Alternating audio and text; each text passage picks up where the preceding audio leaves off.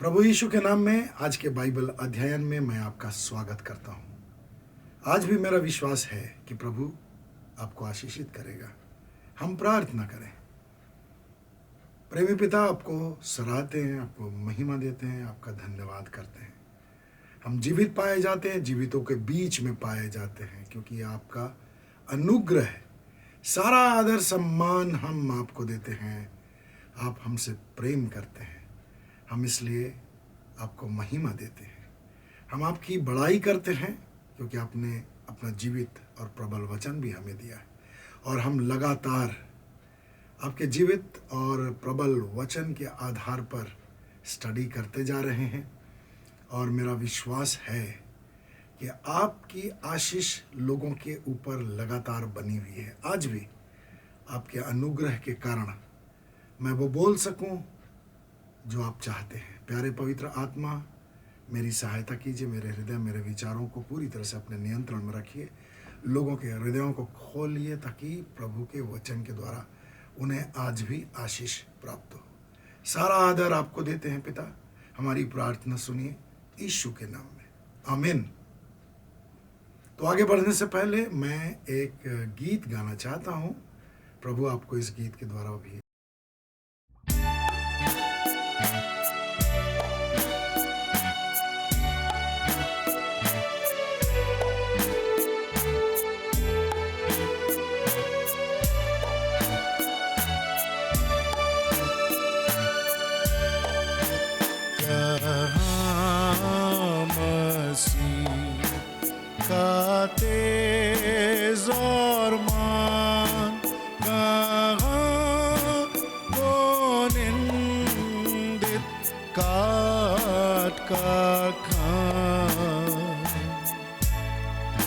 सब लाभ को अब मैं जानता हूँ, और लाज से त्याग का सारा दंभ।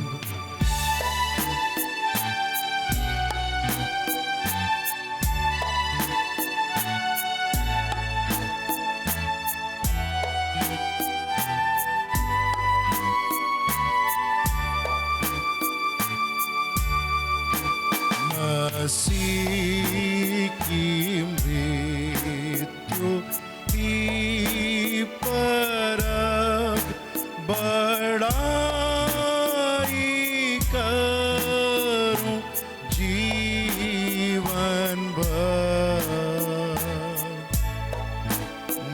निछावर करता हूँ मैं सब उसी के क्रूस की वेदी पर।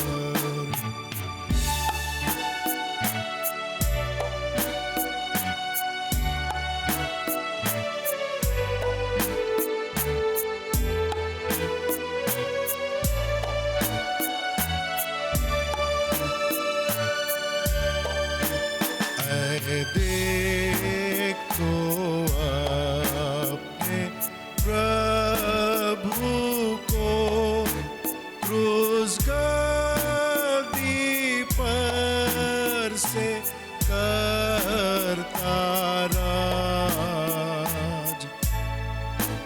लहू से श्रेष्ठ कौन भूषण हो, और कांटों से कौन उत्तम ताज।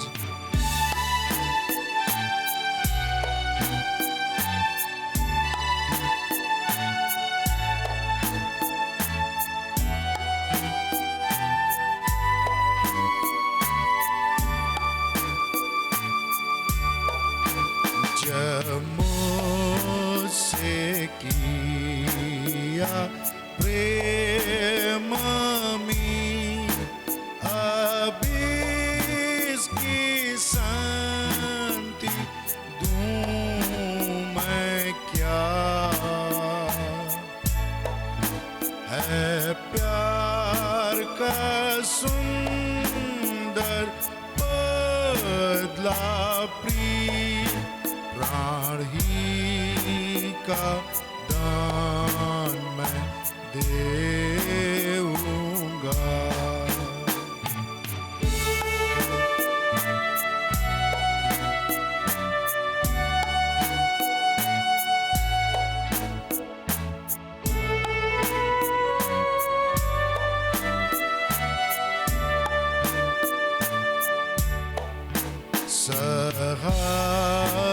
मसीह ने कष्ट पार जग त्राण के दाम में रक्त बहा। इस प्रेम पूर्व पर सब निगाह स्तुति करे सदा सर्वदा।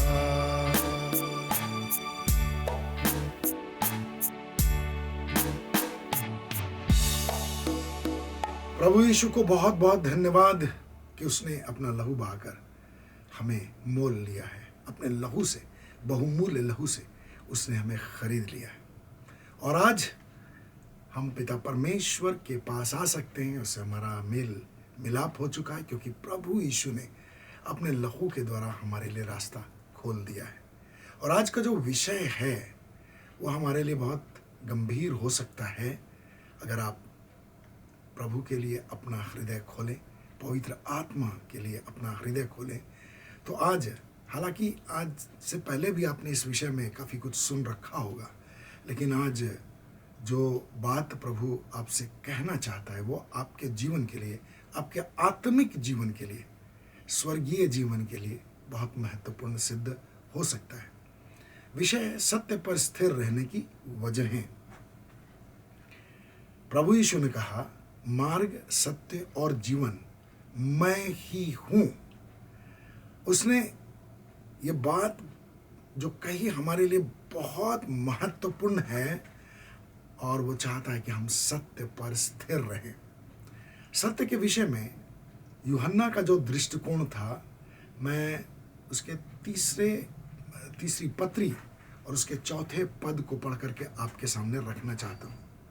यहाँ अपने प्रिय सहयोगी गयुस के नाम यूहन्ना ने तीसरी पत्री लिखी। चौथे पद में इस प्रकार लिखा है, मेरे लिए इससे बढ़कर और आनंद की बात नहीं कि यह सुनो कि मेरे बच्चे सत्य पर चल रहे हैं। इससे बड़े आनंद की बात नहीं है कि मेरे बच्चे सत्य पर चल रहे हैं। परमेश्वर के लोगों के लिए, विश्वासियों के लिए जो प्रभु के पीछे चलने की बात सोचते हैं, दावा करते हैं कि जो अपना इनकार करके, अपना क्रूस उठा करके प्रभु के पीछे चल रहे हैं, उनके संदर्भ में प्रभु के हृदय में भी यह बात है। यह उसके लिए, यानी प्रभु के लिए बड़े आनंद की बात है। और यह आनंद की बात उसने अपने दास, अपने सेवक यूहन्ना के हृदय में भी डाली कि उसके बच्चे सत्य पर चल रहे हैं। आज के संदर्भ में अगर कोई आपसे कहे कि मैं सत्य पर चल रहा हूँ, आपने उससे पूछा कि बेटा तुम क्या कर रहे हो, वो कहेगा कि मैं सत्य पर चल रहा हूँ। हो सकता है कि आप चूँकि परमेश्वर से प्रेम करते हैं, उसकी इस बात से प्रभावित हो जाए, आपका हृदय आनंद से भी भर जाए, लेकिन सामान्यतः लोग सोचेंगे कि अरे सत्य पर चल रहा है, नौकरी चाकरी के विषय में क्या कर रहा है, एजुकेशन के संदर्भ में इसकी क्या धारणा है, जीवन कैसे बीतेगा, वगैरह वगैरह सांसारिक बातें उसके अंदर में आ सकती हैं। लेकिन यहाँ परमेश्वर के दृष्टिकोण से हम क्या देखें, सत्य पर चलना बहुत ही महत्वपूर्ण है। तो दो कारण मैं आपके सामने रखना चाहता हूँ ताकि हम सत्य पर चलने की वजह को बहुत अच्छी तरह से समझ सकें और प्रभु भी क्यों चाहता है कि हम सत्य पर चलें। यूहन्ना ने भी क्यों आनंद का अनुभव किया कि उसके बच्चे सत्य पर चल रहे हैं। सांसारिक बातें, दुनियादारी की बातें, सामाजिक जीवन की बातें इस संसार में बहुत महत्वपूर्ण हैं, लेकिन परमेश्वर के लिए इससे ज़्यादा महत्वपूर्ण है कि हम सत्य पर चलें। तो परमेश्वर का धन्यवाद हो। पहला कारण जो प्रभु ने हमारे सामने रखा है वो है हमें प्रभु यीशु के सामने खड़ा होना है। बहुत से लोग ये कहते हुए पाए जाते हैं, आपने भी सुना होगा कि अरे भाई कुछ तो अच्छा काम करो, ऊपर तो जवाब देना है, ऊपर जाकर के भी तो सामना करना है। किसका? ऊपर वाले का। ईश्वर का भी तो हिसाब, ईश्वर को भी तो हिसाब देना है। और बहुत लोग कहते हैं ऊपर वाला सब देखता है, लेकिन वास्तविकता क्या है? बहुत से लोग जो ये कहते हैं उनमें से अधिकांश लोग, अगर 99% मैं कहूँ तो गलत नहीं होगा, संभवतः है कि ऊपर जा ही नहीं पाएंगे और प्रभु से मिलने के लिए उनके पास कोई योग्यता नहीं रहेगी। और जो योग्यता है वो तो परमेश्वर की ओर से दी जाती है। विश्वास के द्वारा अनुग्रह से तुम्हारा उद्धार हुआ है, और उद्धार का जीवन प्राप्त करने के बाद हमें लगातार उद्धार के मार्ग में बढ़ते जाना है।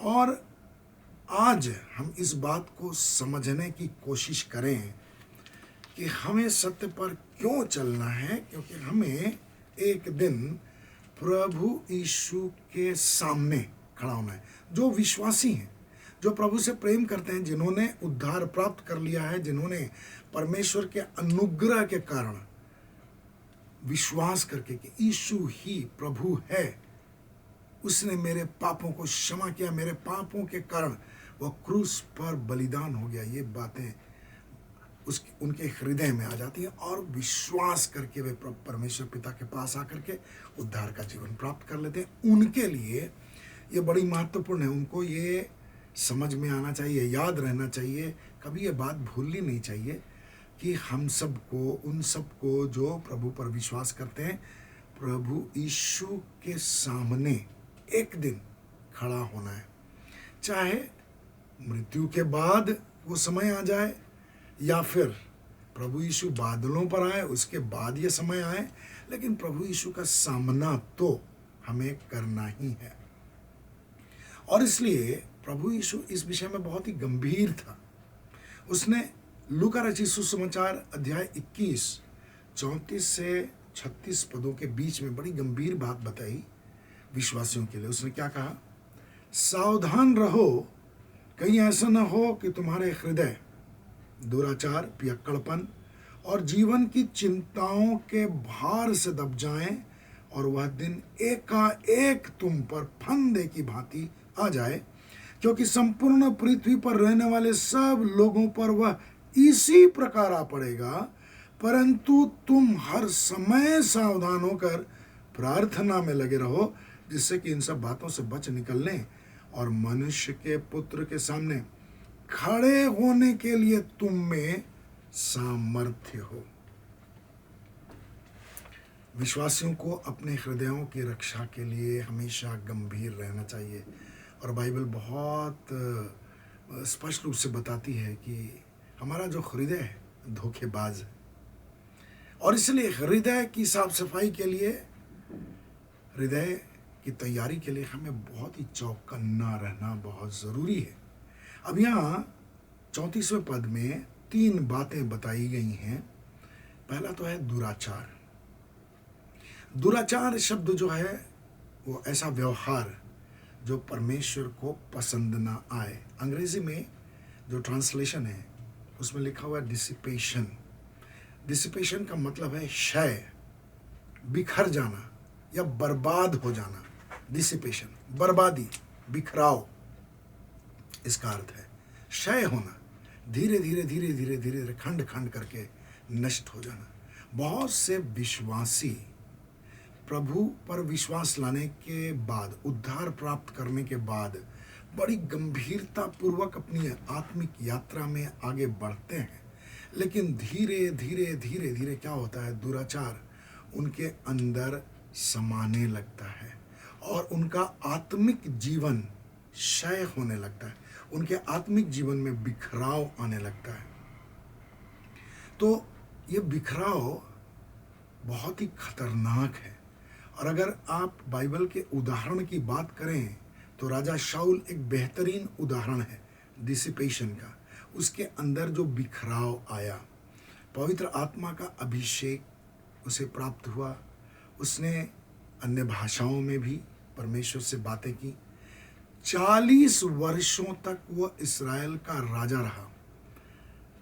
प्रेरितों के काम 13:21 के अनुसार ये बात हम जानते हैं कि वो 40 वर्षों तक इस्राएल की गद्दी पर विराजमान रहा, सिंहासन पर विराजमान रहा। लेकिन उसके अंदर में जो अनाज्ञाकारिता थी वो धीरे धीरे बढ़ती गई। उसको नष्ट होना चाहिए था, उसे अपनी गलतियों में सुधार करना चाहिए था, लेकिन वो डिसिपेशन का शिकार हो गया। और इसी कारण उसके अंदर में दाऊद के प्रति जो ईर्ष्या की भावना थी वो घटने के बजाय बढ़ती चली गई। और उसका आत्मिक जीवन जो आज्ञाकारिता के द्वारा परमेश्वर के साथ बहुत अच्छी तरह से व्यतीत हो सकता था, उसमें बिखराव आने लगा। राजा बन बैठा था, उसने परमेश्वर के प्रति अपने हृदय में धन्यवाद का कितना अनुभव किया इस बारे में बाइबल नहीं बताती है। लेकिन अचानक एक व्यक्ति को अगर बहुत ऊंचा पद प्राप्त हो गया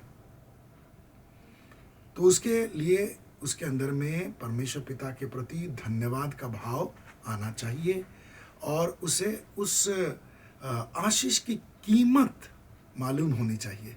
कोई भी आशीष हमें मिलती है तो उसकी कीमत हमें अदा करनी पड़ती है।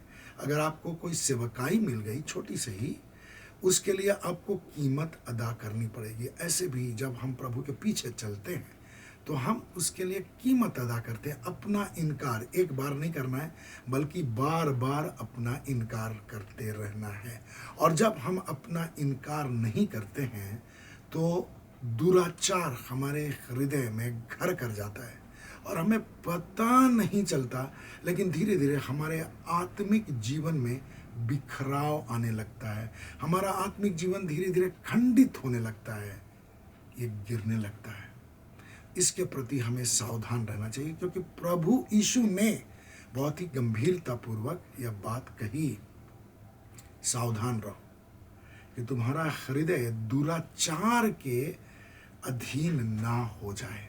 तो हमारे लिए बहुत सावधानी की ज़रूरत है, क्योंकि हमारा जो आत्मिक जीवन है वो साधारण जीवन नहीं है, बहुत बड़ी आशीष है और बहुत बड़ा उत्तराधिकार हमें मिलने वाला है। यहाँ इस संसार में हम प्रभु के लिए कुछ भी छोड़ते हैं, प्रभु के नाम से हम कोई भी त्याग करते हैं, वो बड़ा नहीं, बहुत ही छोटा है उस उत्तराधिकार की तुलना में जो हमें मिलने वाला है। तो हमारे लिए बड़ी महत्वपूर्ण है कि हम समझें कि दुराचार किस प्रकार हमारे जीवन को नष्ट कर सकता है। तो दुराचार से बचने के लिए, दुराचार से दूर रहने के लिए, डिसिपेशन से दूर रहने के लिए हमारे लिए ज़रूरी है कि हम अपनी गलतियों को समझें, अपनी कमियों को स्वीकार करें और उन्हें पिता परमेश्वर के सामने हमेशा रखें, ताकि हम अपनी उन कमियों के ऊपर विजयी होते चले जाएं। अन्यथा किसी भी कमी के द्वारा दुराचार हमारे हृदय में प्रवेश कर सकता है और हमें पता भी नहीं चलेगा। इसलिए हमें जागते और प्रार्थना करते रहना बहुत ही ज़रूरी है।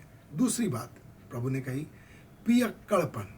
पियक्कड़पन हम लोग सब जानते हैं, शराब का अत्यधिक सेवन करना। बहुत से ऐसे लोग होते हैं जो प्रभु के पास आने से पूर्व शराब का सेवन करते रहे थे, लेकिन प्रभु के पास आने के बाद उन्होंने शराब का सेवन पवित्र आत्मा की सहायता से छोड़ दिया। लेकिन कुछ लोग ऐसे भी होते हैं जो आदत पुरानी हो जाने के कारण शराब के सेवन में थोड़ा बहुत जकड़े रहते हैं। अब उनके लिए महत्वपूर्ण है, यहाँ प्रभु ने कहा कि पियक्कड़पन के भार से तुम न दब जाओ। इसका मतलब है कि प्रभु के पास आपके लिए अवसर है। धीरे धीरे करके आपको इस आदत पर विजयी होते जाना है। अगर आप में से कोई ऐसा है तो, या ऐसा कोई व्यक्ति हो तो पियक्कड़पन थोड़ा थोड़ा कभी कभार पी लेने से और प्रभु के सामने माफ़ी मांग लेने से, गंभीरतापूर्वक अगर कोई माफ़ी मांग लेता है और उससे पूरी तरह से छूटने की कोशिश करता है, तो प्रभु की दृष्टि में यह पियक्कड़पन नहीं है, बल्कि पियक्कड़पन मतलब उसमें डूबे रहना। तो एक विश्वासी के लिए पियक्कड़पन से दूर रहना बहुत ज़रूरी है। क्यों? क्योंकि प्रभु ने यह बात बड़ी गंभीर होकर कही, क्योंकि पियक्कड़पन किसी व्यक्ति के मस्तिष्क को पूरी तरह से बंद कर सकता है, उसकी बुद्धि को हर ले सकता है, उसके व्यवहार को खराब कर सकता है, उसकी गवाही को नष्ट कर सकता है। और इसलिए बहुत ज़रूरी है कि जो व्यक्ति पहले इस व्यसन के शिकार थे, वे पवित्र आत्मा की ओर ताकें, ताकि पवित्र आत्मा इससे पूरी तरह से छुटकारा दे।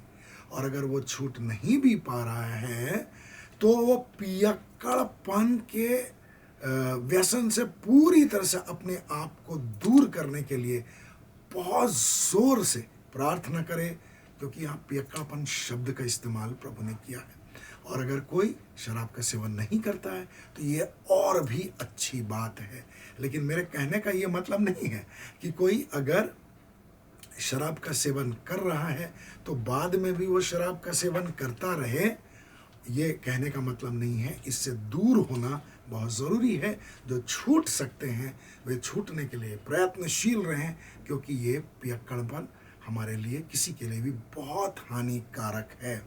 हाँ, प्रभु से प्रार्थना करना बहुत ज़रूरी है। अगर थोड़ा बहुत कोई शराब का सेवन कर लेता है तो वो भी परमेश्वर से माफ़ी मांगने के लिए तैयार रहे। ये बहुत ज़रूरी है, क्योंकि परमेश्वर हमारे हृदय को पवित्र देखना चाहता है। और स्वतंत्रता की सिद्ध व्यवस्था में चलने का मतलब ही है कि हमारे जीवन में किसी प्रकार की व्यसन की बात न रहे। तो परमेश्वर का धन्यवाद हो। तीसरी बात प्रभु ने कही वह है जीवन की चिंताओं के भार से दबने की जो बात है। तो जीवन की चिंता हमारे लिए बेहद गंभीर चिंता है। जीवन की चिंता क्या है? धन की चिंता करना कि कैसे हम अपना धन दुगना करें, तिगुना करें, कैसे हम धन बढ़ाते चले जाएं, पृथ्वी का धन कैसे संग्रह करें, या फिर स्वास्थ्य की चिंता करना, आत्मिक स्वास्थ्य से ज़्यादा शारीरिक या सांसारिक स्वास्थ्य की चिंता करना, आत्मिक बातों से ज़्यादा परिवार और समाज की चिंता करना, अपनी आत्मा से ज़्यादा अपने आत्मिक भविष्य से ज़्यादा सांसारिक भविष्य की चिंता करना, प्रभु के साथ अपने संबंध को बेहतर से बेहतर बनाते जाने के बदले लोगों के साथ कैसे हमारा संबंध अच्छा रहे, इस बात की चिंता करना, ये जीवन की चिंताएं हैं। तो परमेश्वर क्या चाहता है? हम दुराचार से, पियक्कड़पन से और जीवन की चिंता के बोझ से अपने आप को हमेशा दूर रखने के लिए प्रयत्नशील रहें। क्यों? क्योंकि इन तमाम बातों का हमारे हृदय पर बहुत असर पड़ता है।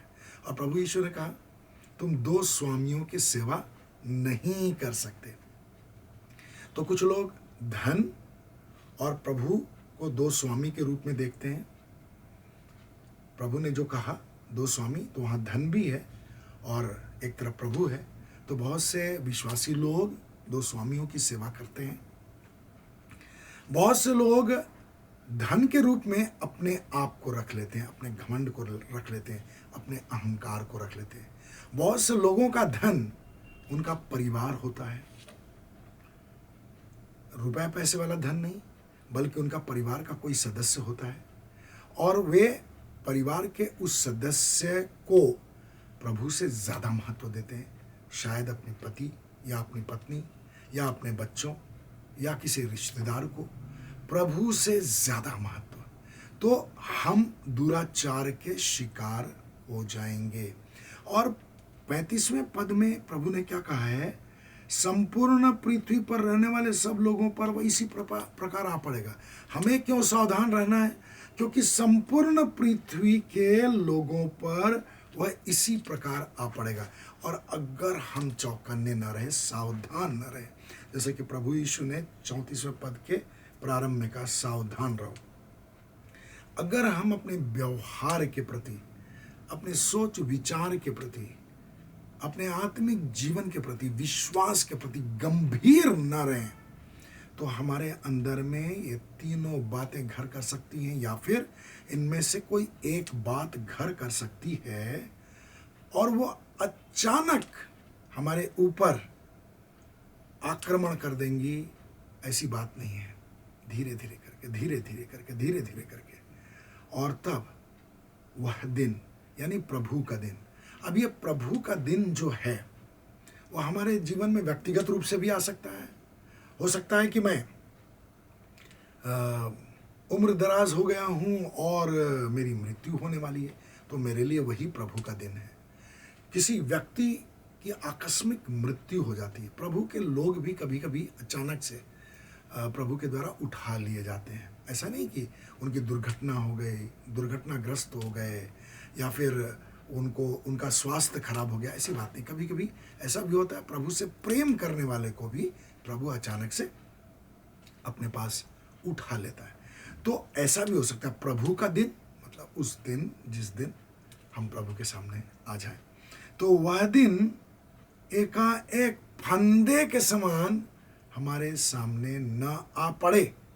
इसके लिए बहुत ज़रूरी है कि हम हर दिन प्रभु के सामने खड़े होने के लिए सावधानी पूर्वक प्रार्थना करते रहें। और 36वें पद में प्रभु ने क्या कहा, परंतु तुम हर समय सावधान होकर के प्रार्थना में लगे रहो। प्रार्थना करना बहुत महत्वपूर्ण कार्य है। सावधान होकर के प्रार्थना करना बेहद जरूरी है। सावधान होकर के प्रार्थना करने का मतलब क्या है? हृदय का पूरी तरह से परमेश्वर के सामने उंडेला जाना बहुत ज़रूरी है, और बगैर सावधानी के, बगैर तैयारी के ऐसा संभव नहीं कि जीवन की चिंताओं के भार से दबे हुए हैं और आप जा कर के किसी प्रेयर मीटिंग में बैठ जाते हैं। अब कितनी प्रार्थना कर पाएंगे? लेकिन जो प्रार्थना के संदर्भ में गंभीर हैं, वो प्रार्थना को हल्की बात नहीं जानते। थोड़ा समय भी वे बैठने के लिए अपने हृदय को तैयार करते हैं, पश्चाताप की प्रार्थना करते हैं, अपनी गलतियों को समझने की, याद करने की कोशिश करते हैं। अन्यथा प्रभु के सामने बिना तैयारी के जाने का कोई मतलब नहीं होता। तो प्रभु ने कहा, परंतु तुम हर समय सावधान होकर प्रार्थना में लगे रहो। यानी ये एक दिन का काम नहीं है, ये हर दिन का काम है।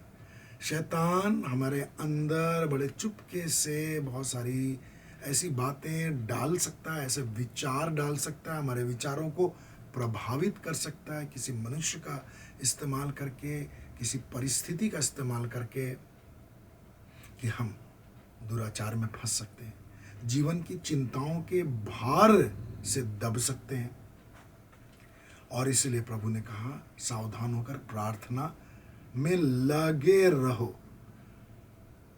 प्रार्थना में लगे रहना एक लाइफस्टाइल है। हमारे जीवन में प्रार्थना निरंतर होनी चाहिए। जैसे कि प्रेरित पौलुस ने कहा, निरंतर प्रार्थना करते रहो, जिससे कि इन सब बातों से बच निकलने और मनुष्य के पुत्र के सामने खड़े होने के लिए तुम में सामर्थ्य हो।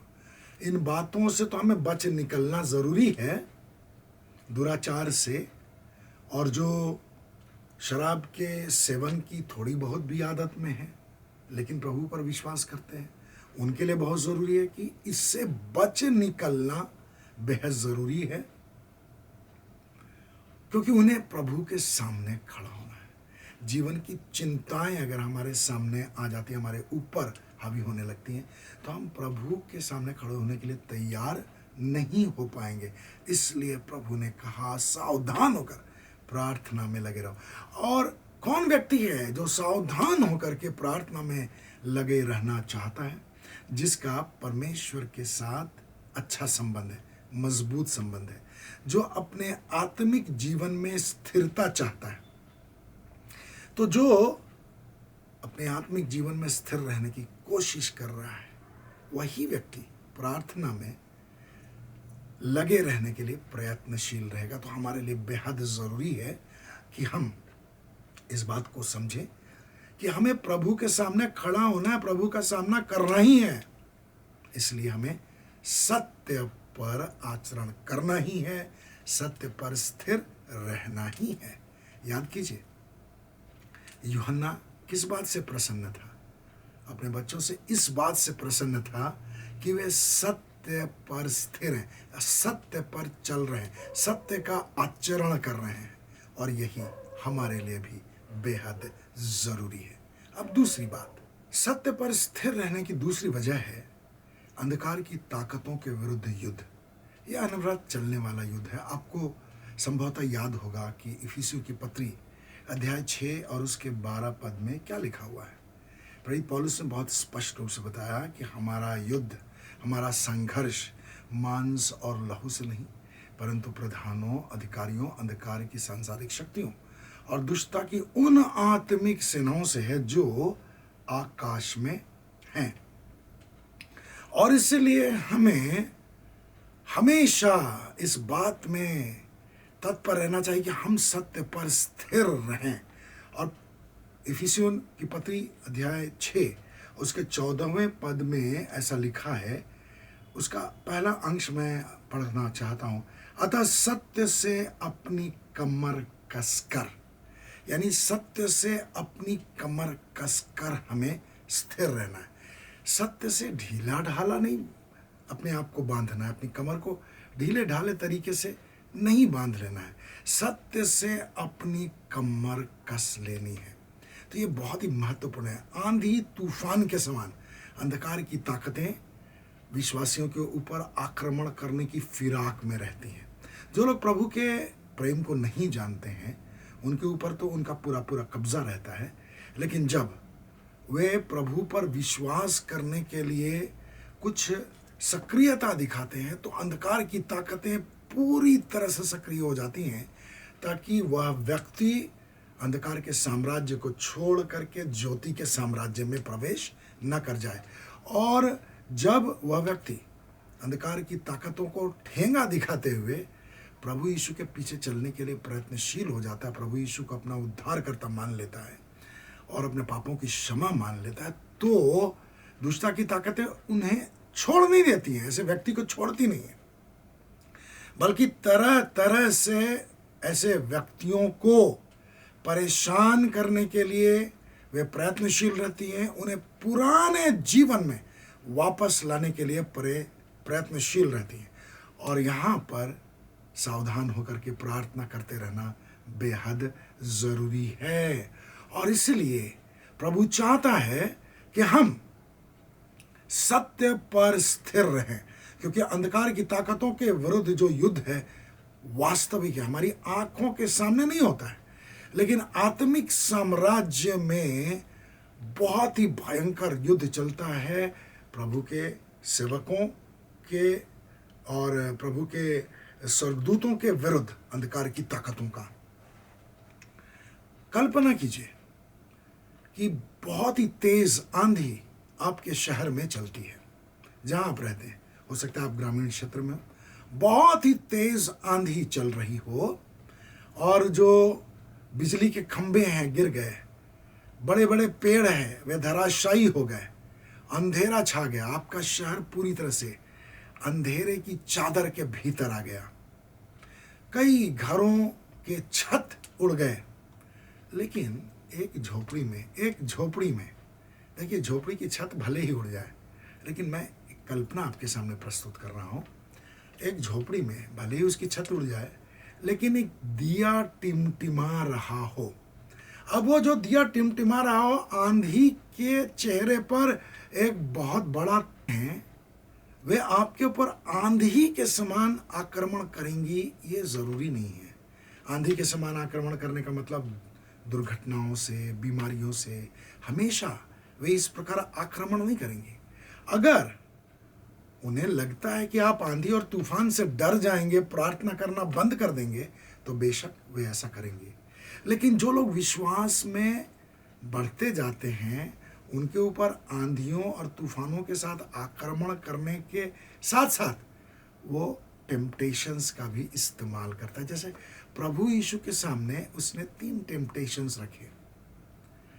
दूसरे टेम्पटेशन के बारे में मैं लूका रचित सुसमाचार अध्याय 4 से पढ़ करके आपको बताना चाहता हूं। लूका 4 उसके 5 से लेकर के 8 पद को मैं आपके सामने रखना चाहता हूं। यहां लिखा है, तब शैतान ने उसे ऊपर ले जाकर पल भर में संसार के सारे राज्यों को दिखा दिया और उससे कहा, यह सारा अधिकार और इसका वैभव मैं तुझे दे दूंगा, क्योंकि यह मुझे दिया गया है और मैं जिसे चाहता हूं उसे देता हूं। अब शैतान जो है ना, झूठ का पिता है, उसके अंदर सच्चाई नहीं है। और मैं अपनी आत्मा में महसूस कर रहा हूं कि इस समय भी वो हमारी बातें सुन रहा है। इस YouTube में ये जो मैसेज जा रहा है, बाइबल स्टडी जा रही है, उसमें जो अभी मैंने कहा कि शैतान झूठ का पिता है, उसे बहुत ही मिर्ची लग रही है। मेरे विरुद्ध भी वो कुछ करने की कोशिश करेगा। और अगर आप इस बात से सहमत हैं, जाहिर सी बात है कि आप इस बात से सहमत हैं, तभी आप मेरे साथ जुड़े हुए हैं। आपके विरोध में भी वो कुछ ना कुछ करने की कोशिश करेगा। तो झूठ का पिता है। अब झूठ बोल भी रहा है तो किसके सामने बोल रहा है? प्रभु यीशु के सामने, जिसके सामने कुछ भी दबा छिपा नहीं है, उसके सामने सब कुछ बेपर्दा है, कुछ भी छिपा नहीं है। प्रभु यीशु के सामने वह झूठ बोल रहा है। तो जब प्रभु यीशु के सामने झूठ बोल रहा है, तो आप ये कह सकते हो कितना बड़ा दुस्साहस कर रहा है। साहस नहीं है, दुस्साहस है। और ऐसा ही दुस्साहस वह आपके साथ भी कर सकता है। आपको झूठ बोल सकता है, किसी व्यक्ति के द्वारा आपको झूठ बोल सकता है, परिस्थितियों को आपके सामने खड़ा कर सकता है कि आप इसी परिस्थिति पर विश्वास कीजिए, परमेश्वर के वचन पर विश्वास मत कीजिए। अरे थोड़ी देर के लिए विश्वास मत कीजिए, बाद में तो विश्वास कीजिएगा। इस प्रकार की झूठी बातों के द्वारा वह आपको टेम्प्ट कर सकता है कि आप विश्वास से अलग होकर कुछ कीजिए। वचन में लिखा है, जो कुछ करो विश्वास से करो, दृढ़ता से करो। तो हम विश्वास से अलग हट करके अगर कोई काम करते हैं, भले ही वो गलत ना हो नैतिक दृष्टिकोण से, सांसारिक दृष्टिकोण से, लेकिन परमेश्वर की दृष्टि में वो गलत होगा। वो हो सकता है दुराचार की श्रेणी में आ जाए, क्योंकि हमने उसे विश्वास के आधार पर नहीं किया। एक विश्वासी का काम क्या है? विश्वास के द्वारा सब काम करना। तब झूठ कह रहा है प्रभु यीशु के सामने। लेकिन मैं आपको बताना चाहता हूं, यही झूठ या इसी प्रकार का झूठ वो लोगों के सामने में परोस चुका है। और जो प्रभु को नहीं जानते हैं, वे इस झूठ को स्वीकार कर चुके हैं। 7वां पद में लिखा है, इसलिए यदि तू मुझे दंडवत करे तो यह सब तेरा हो जाएगा। परमेश्वर का धन्यवाद हो। प्रभु यीशु मार्ग, सत्य और जीवन था। प्रभु यीशु ही मार्ग, सत्य और जीवन है। और जब वो सत्य है तो उसे मालूम है कि दंडवत किसको करना है, क्योंकि उसने कहा, तू 8वें पद में प्रभु यीशु ने जो उत्तर दिया शैतान को, तू प्रभु अपने परमेश्वर को दंडवत प्रणाम कर और केवल उसी की सेवा कर। तो जो सच्चाई है वो क्या है? प्रभु यीशु ने उस बात को प्रकट किया। सच्चाई ये है कि हमें संसार के सामने झुकना नहीं चाहिए, संसार की बातों से कोई समझौता नहीं करना चाहिए। अब शैतान ने लोगों के सामने इतना सुंदर झूठ परोस रखा है कि वे संसार को प्राप्त करना चाहते। क्या प्राप्त करना चाहते हैं? सारा अधिकार जो संसार के शैतान के पास है, और संसार का जो वैभव है ग्लैमर जो है उसको वे प्राप्त करना चाहते हैं। और जो लोग प्रभु को नहीं जानते व्यक्तिगत रूप से, उनकी तो बात ही छोड़ दीजिए। वे अगर फंस गए तो वे अनजाने में फंस गए। लेकिन जो विश्वासी होते हैं वे जानबूझ करके फंसते हैं, गलती से नहीं फंसते, वे टेम्पटेशन का शिकार हो जाते हैं। कई विश्वासियों ने प्रारंभ तो सही तरीके से किया, उद्धार प्राप्त करने के बाद बहुत गंभीर थे, लेकिन प्रभु के प्रति उन्होंने अपना पहला सा प्रेम छोड़ दिया और संसार का आकर्षण, किसी व्यक्ति का आकर्षण उनके ऊपर पूरी तरह से हावी हो गया। यही कारण है कि कई सेवकों के एक्स्ट्रा मैरिटल अफेयर्स के बारे में आप सुनते होंगे, कई सेवकों के बारे में आप सुनते होंगे कि वो धन के पीछे ज़्यादा जाने लगा है और प्रभु की सेवा के पीछे वो कम जा रहा है। और ऐसे लोगों की सेवा दिखावा हो जाती है। तो बहुत सारे राजा, महाराजा, मंत्री, अधिकारी, सेठ, साहूकार, व्यवसायी, लेखक, विद्यार्थी, फिलोसोफर इस जाल में, शैतान के इस जाल में फंसते रहे हैं और विश्वासियों की भी संख्या इसमें रही है। और ये हमारे लिए गंभीर है और इसलिए प्रभु चाहता है कि हम सत्य पर स्थिर रहें। सत्य क्या है? परमेश्वर, जो सच्चा परमेश्वर है, हमें उसी की आराधना करनी है और उसकी आराधना में सच्चाई होनी चाहिए। आत्मा और सच्चाई से उसकी आराधना बहुत ज़रूरी है। तो बहुत सारे विश्वासियों के जीवन में जब बहुत बड़ा आंधी या तूफान आता है तो क्या होता है? वे उनके सामने घुटने टेक देते हैं, शैतान के सामने, अंधकार की ताकतों के सामने घुटने टेक देते हैं। लेकिन मैं आपके सामने पौलुस और सिलास का उदाहरण रखना चाहता हूँ। उन्होंने उस समय भी घुटने नहीं टेके जिस समय वे फिलिप्पी नामक नगर में रोमी अधिकारियों के द्वारा पकड़ लिए गए थे। वे वहाँ वचन का प्रचार कर रहे थे, प्रार्थना का जीवन व्यतीत कर रहे थे, लेकिन वहाँ के लोगों को लगा कि ये हमारी विरासत को चुनौती दे रहे हैं, हमारे धार्मिक रीति रिवाज को चुनौती दे रहे हैं। और इसलिए उन्होंने उनको पकड़ लिया, उनको बेंत से पीटा गया, उनके कपड़े फाड़ डाले गए। लेकिन पौलुस और सिलास सच्चाई पर स्थिर थे। अब सच्चाई पर जो स्थिर होता है वो परमेश्वर के सामने हर परिस्थिति में झुकता है, परमेश्वर को दंडवत करता है, परमेश्वर की आराधना करता है। और जैसे प्रभु ने कहा, हर समय सावधान होकर प्रार्थना करते रहो। पौलुस और सिलास इस समय भी सावधान थे। और जब फिलिप्पी के जेल में उनको बंद कर दिया गया था तो वे परमेश्वर के प्रति अविश्वास प्रकट नहीं कर रहे थे कि हम तो आपकी सेवा कर रहे हैं, हमारे जीवन में क्यों ये समस्या आ गई? हम तो प्रभु यीशु की सेवा कर रहे हैं, प्रभु के वचन का प्रचार कर रहे हैं, यहाँ के लोगों के लिए प्रार्थना कर रहे हैं, फिर बेतों से हमारी पिटाई क्यों हुई? इस प्रकार की कोई भावना उनके अंदर में नहीं आई। लेकिन प्रभु यीशु के प्रति वे गंभीर थे। और हर परिस्थिति में परमेश्वर का धन्यवाद करो, क्योंकि मसीह यीशु में यही परमेश्वर की इच्छा। यह बात प्रेरित पौलुस ने थिस्सलुनीकियों को पत्र लिखकर कहा, तो यह विचार उसके अंदर पूरी तरह से प्रवेश कर चुका था। कोई भी परिस्थिति हो, आराधना होगी तो परमेश्वर की होगी, घुटने टेकेंगे तो परमेश्वर के सामने घुटने टेकेंगे। तो अंधकार की शक्तियां बहुत प्रसन्न हो रही होंगी उस वक्त जब उनको बेंतों से पीटा जा रहा था और जब उनके कपड़े फाड़े जा रहे थे, जब उनको जेल में बंद कर दिया गया, उनके हाथ पैर जकड़ दिए गए, तो अंधकार की ताकतों को बहुत प्रसन्नता हो रही होगी। लेकिन सत्य पर स्थिर रहना इसलिए ज़रूरी है कि हमारा युद्ध तो अंधकार की ताकतों के विरुद्ध चलता ही रहता है।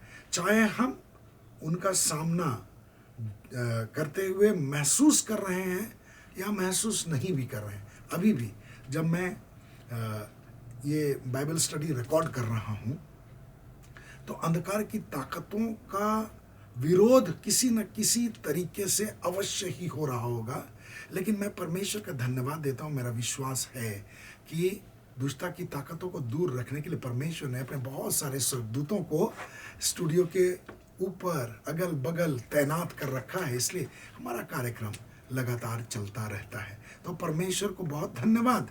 और जो लोग सच्चाई पर स्थिर रहने की कामना करते हैं, वे इस बात को समझने के लिए प्रयत्नशील रहेंगे। कोई भी परिस्थिति आ जाए, हमें सच्चाई पर स्थिर रहना है। प्रभु यीशु स्वयं सच्चाई है। और जैसे प्रेरित पौलुस और सिलास दोनों ने परमेश्वर की स्तुति करनी प्रारंभ की। स्तुति के साथ प्रार्थना, दुष्ट आत्माएं स्तुति के साथ प्रार्थना का सामना कर ही नहीं सकती। आत्मा और सच्चाई से जब आराधना होती है तो दुष्ट आत्माओं की ताकतें क्षीण होने लगती हैं, अंधकार की शक्तियां बिखरने लगती हैं, उनको बचने का कोई जगह नहीं मिलता है। क्योंकि आत्मा और सच्चाई से की जाने वाली आराधना बहुत ही प्रभावशाली सामर्थ्य से भरपूर होती है। और इसलिए जब पौलुस और सिलास ने आत्मिक आराधना और प्रार्थना प्रारंभ की तो खेल पलट गया। जेल की दीवारें टूट गईं, दरवाजे खुल गए, और उसके बाद क्या हुआ हम लोग जानते हैं। जेल का दारोगा आ गया और उनको वहाँ से अपने घर ले गया, उनके घाव धोए, उनको वस्त्र पहनाए और उनको भोजन खिलाया। साथ ही साथ अपने घर परिवार के लोगों को रात में ही बुला लिया कि चलो भाई, सवेरे क्या होगा मालूम नहीं, हमें परमेश्वर का वचन सुन लेना है, प्रभु का वचन हमें सुन लेना है। और इस तरह वो पूरा परिवार बचा लिया, घराना बचा लिया गया। तो हमारे लिए बड़ी महत्वपूर्ण है। और नीति वचन 3 अध्याय 3 और 4 पद मैं आपके सामने रखना चाहता हूँ। यहाँ लिखा है, करुणा और सच्चाई तुझसे अलग न हो, उन्हें अपने गले का हार बनाना और अपने हृदय पटल पर लिख लेना। अद्भुत बात है। सच्चाई को हम अपने हृदय में तो रखते हैं, लेकिन आप कल्पना कीजिए कि सच्चाई आपके गले का हार हो गई। परमेश्वर का सत्य आपके गले का हार हो गया। तो जो हार होता है, नेकलेस होता है, वो मनुष्य के संपर्क में, उसके शरीर के संपर्क में हमेशा रहता है। और जो लोग नेकलेस पहनते हैं, विशेष करके जो महिलाएं नेकलेस पहनती हैं, अगर ये स्वर्ण का है, सोने का है, तो वे उसके विषय में और ज़्यादा गंभीर होते हैं और उनके प्रति वे सावधानी भी बरतते हैं। तो अगर हम परमेश्वर का वचन, जो सोने से भी ज़्यादा कीमती है, चांदी से भी ज़्यादा कीमती है, यानी स्वर्ण आभूषणों से उसका महत्व बहुत ज़्यादा है, अगर हमने उसे अपने गले का हार बना लिया, तब क्या होगा? इसका मतलब है कि वो हमारे सामने रहेगा। यानी परमेश्वर का सत्य हमारे लिए बहुत ही महत्वपूर्ण है, बहुत ही कीमती है। और यहाँ लिखा है, इस प्रकार तू परमेश्वर और मनुष्य दोनों की दृष्टि में अनुग्रह और यश प्राप्त करेगा। परमेश्वर का धन्यवाद हो। पौलुस और सिलास के ऊपर परमेश्वर का अनुग्रह बना हुआ था और आज भी उनका यश है। आज भी हम उन्हें यशस्वी रूप में देखते हैं, प्रतापी रूप में देखते हैं। उन्होंने सांसारिक दृष्टिकोण से युद्ध नहीं लड़े, वे बड़े सेनापति नहीं थे सांसारिक दृष्टिकोण से, यहूदी साम्राज्य के या रोमी साम्राज्य के, लेकिन परमेश्वर के साम्राज्य के वे बहुत ही कर्मठ योद्धा थे और जो हारना नहीं जानते थे। क्यों? क्योंकि उन्होंने सत्य को अपने गले का हार बना लिया था। तो जिसकी कमर सत्य से कसी हुई हो, सत्य जिसके गले का हार हो, जो सच्चाई रूपी चट्टान पर खड़ा हो, अंधकार की ताकतें उसके ऊपर हावी नहीं हो सकती। और भजनकार भजन 91 और उसके 4 पद में कहता है, उसकी सच्चाई यानी परमेश्वर की सच्चाई ढाल और झिलम है। तो हमें क्यों सच्चाई पर स्थिर रहना चाहिए? मेरा ख्याल है कि परमेश्वर के आत्मा ने आपके हृदय से ज़रूर बातें की होंगी और आप इसे अच्छी तरह समझ गए होंगे। सत्य पर खड़े रहना बहुत ज़रूरी है। बहुत कम लोग हैं और अगर आप सत्य पर स्थिर हैं तो उन कम लोगों में आप भी हैं, और परमेश्वर उसी प्रकार आपको देख करके आनंदित होगा जिस प्रकार यूहन्ना अपने बच्चों को सत्य पर स्थिर देखकर, सत्य पर चलता हुआ देखकर प्रसन्न था, आनंदित था। परमेश्वर आपको आशीष दे। हालेलुया। हम प्रार्थना करें। अति दयालु परमेश्वर, हम आपको सराहते हैं, आपकी महिमा करते हैं, क्योंकि आपने गहरी बातें हमें बताई हैं। सत्य पर स्थिर रहना हमारे लिए बेहद जरूरी है, और आपका वचन कहता है शिक्षा को दृढ़ता से थामे रख, उसकी रक्षा कर, क्योंकि वह तेरा जीवन है। पिता, हम धन्यवाद देते हैं क्योंकि आपका वचन हमारे पांव के लिए दीपक, हमारे मार्ग के लिए उजियाला है। हर व्यक्ति जो इस कार्यक्रम से जुड़ा हुआ है वो आशीषित होने पाए। आपका आत्मा हर एक के हृदय से बातें करे, हर एक को प्रतीत हो कि परमेश्वर स्वयं उससे बातें कर रहा है। हर एक को ऐसा महसूस हो कि प्रभु का वचन उनके अंदर जीवित हो गया, सामर्थी हो गया। हे सर्वशक्तिमान परमेश्वर, हम यीशु के नाम में मांगते हैं, हमारे दर्शकों को आशीष दीजिए, वे सत्य पर स्थिर रहें, क्योंकि उन्हें भी प्रभु यीशु के सामने खड़ा होना है।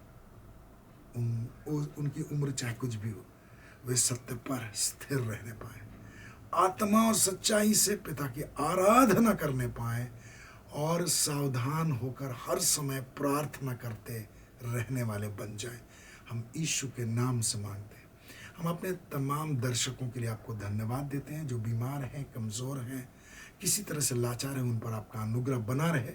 आपकी इच्छा में वे दृढ़ हों, और आपके अनुग्रह से वे अच्छा स्वास्थ्य प्राप्त करें, आत्मिक रूप से भी और शारीरिक रूप से भी। हर परिवार को आशीष दीजिए। आपका वचन कहता है यदि तू विश्वास करे तो तू और तेरा घराना उद्धार पाएगा। हर व्यक्ति के घराने को आप उद्धार की आशीष प्रदान कीजिए, और जो हमारे कार्यक्रम को लाइक करते हैं उन्हें आशीष दीजिए, जिन्होंने सब्सक्राइब किया है उन्हें आशीष दीजिए, जो हमारे कार्यक्रम को शेयर करते हैं, जो कमेंट्स लिखते हैं, उन्हें आशीष दीजिए। हम सब आपकी महिमा करते रहें, और आपका गुणानुवाद हमारे जीवन से लगातार होता रहे। प्रभु यीशु के नाम में आमीन।